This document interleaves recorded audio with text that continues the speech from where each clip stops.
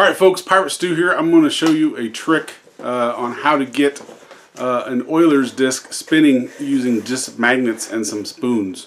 So if you're not familiar with it, this is an Euler's disc. You can order these. They're basically a little science trick sort of thing. And this is what the disc looks like. And the thing is, it's been optimized to spin or spole, which is a combination of spinning and rolling by a precise angle on one side of the disc here, and the amount of weight. And these things are so efficient at spoling, spinning and rolling, that you could keep 50 tons of these things spinning with only the energy from a 100-watt light bulb. So they're very efficient at spinning or spoling. And so you can order one of these. They're great fun to play with. They spin for a really long time. They even give you some of these little magnetic things you can put on there to create different visual effects. I will tell you, if you need these to have fun with an Euler's disc, you may as well just go play with your My Little Pony. But I'm going to show you how to get this spinning with, or how to make a device where you can actually put this on a flat surface and get it spinning using only magnetism. Normally you would spin this using your hand and it would just spin forever. But we're gonna lay it flat, and then we're gonna spin it, get it up and spinning using some spoons and some magnets. So let me show you how we're gonna do that.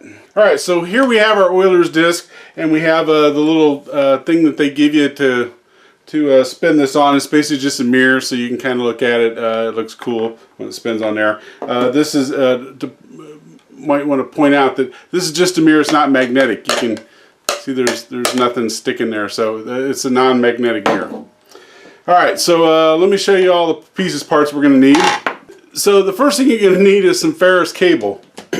This needs to be magnetic, okay? So the magnet picks it up. You can't use copper wire. It won't work. It has to be ferrous because it needs to reflect the magnetic lines of flux back up into the Euler's disc. The other thing you're going to need is a fairly hefty magnet, and the magnet needs to be slightly bigger than the Euler's disc. Okay, it's really hard to get off of there, so a good powerful magnet that is just slightly bigger than the Euler's disc. The next thing we're going to need is we're going to need a small magnet. This is going to help concentrate the lines of flux down from the big magnet to the small magnet. So again, this is just like a little bitty refrigerator or crafts magnet, will work just fine. And then we're also going to need 2 spoons. Now it's really important that these spoons are identical. Okay, you can't have 2 different, like one spoon from one set, another spoon from another set. They need to be identical. I learned this the hard way. I went over to show a friend how to do this, and the spoons were not identical. We never could get it to work. And but if you use identical spoons, that's one of the tricks to this. Okay, so the first thing we're going to do is we're going to put this contraption together here.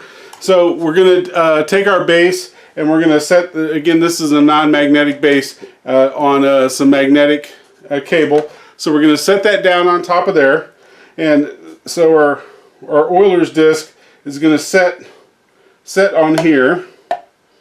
Okay, just right in the center of that ferrous metal coil. The next thing we need is our big hefty magnet, and we need 2 spoons. So we're going to put these spoons on here like this, and then once we've got those centered and they're aligned right, and these need to be 180 degrees out from each other, the handles, we're going to put our small magnet on there right in the center. And then we're going to hold this. I've got a string tied to this. We're going to hold this over the Euler's disc, and we're going to give it a spin, and that's going to get this thing up and spinning. Okay. Now it doesn't have to be perfect, but it needs to be kind of on the center. Give it a spin. I'm kind of dragging on the edge there. And there we go. It's up and spinning.